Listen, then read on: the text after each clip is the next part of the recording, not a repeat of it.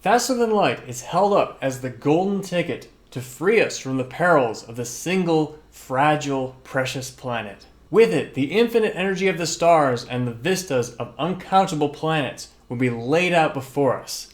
Even the expansion of the universe wouldn't stop us. But as with all new powers, new responsibilities come with it.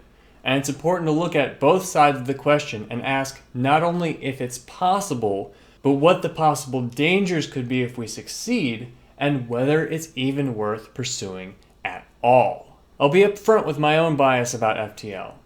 It's awesome, and I want it now! But as with all issues, it's important to look at the other side to fully understand the picture. And even if this particular question ends up being irrelevant in real life, it could still spawn some pretty killer sci-fi ideas. So stay tuned, writers.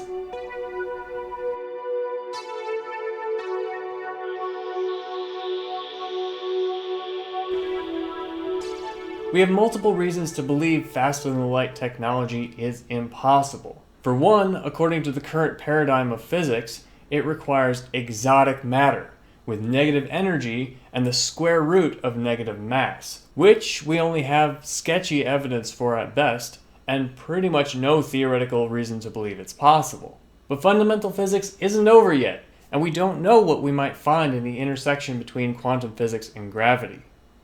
Two, it makes the Fermi paradox worse. You might think FTL spaceships would be a solution to the Fermi paradox, because aliens could easily move to other stellar systems and wouldn't leave behind big markers we could see, like Dyson spheres. But that argument works about as well as arguing that after we invent airplanes, we won't build cities anymore.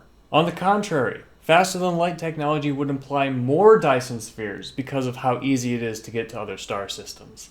Civilizations could expand exponentially faster, so not only would we expect to find level 2 Dyson sphere civilizations and level 3 galaxy-sized civilizations, but level 4 universe-sized civilizations. The Fermi paradox, the fact that we've seen no solid evidence of even a single Dyson sphere, is further evidence that faster than light is impossible.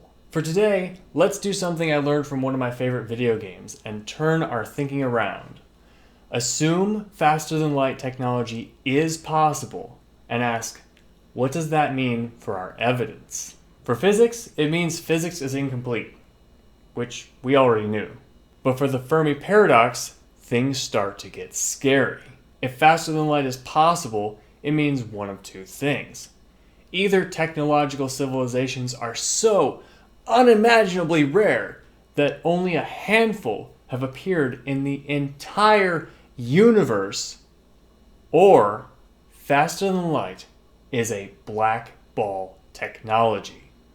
A technology that, once it is invented, is easy to build, easy to use, and easy to destroy the world with. Once a black ball technology is invented, the doom of that civilization has been spelled. It's only a matter of time before some rogue antisocial agent gets their hands on it and uses it to destroy the world. Even if one is stopped by the good guys, there will be another one, and another one, and another one. And eventually, one of the bad guys will succeed. So, do we have any other reason to believe faster than light might be dangerous? You know, something from theory instead of a guess that relies on a whole bunch of assumptions? As a matter of fact, we do. In our video on the Alcubierre warp drive, we discussed that as it goes along, it scoops up all the matter and light and radiation along its path, and when it stops and lets down that warp bubble, all of that energy is released at once.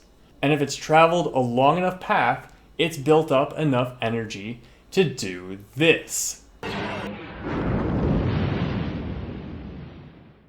The warp drive Death Star effect isn't known for sure.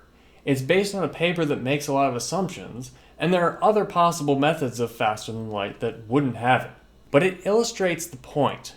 Maybe the universe is full of technological civilizations, but the reason we don't see any signs of them is because they invent faster than light technology, which leads to them destroying themselves. And the only reason we're still around is because we haven't invented faster than light yet. There's also the teensy matter of faster than light travel allowing time travel, which, as we talked about in this video, could lead to the destruction of the entire universe. So there you have it, an argument for why we should approach faster than light research with caution. My belief is that anything that can be invented will be invented given enough time and resources, so it's worth thinking about the possible dangers ahead of time so we can proceed responsibly and make appropriate safeguards. So what do you think? Is pursuing faster than light research a danger to humanity, or is that just a cool premise for a sci-fi story?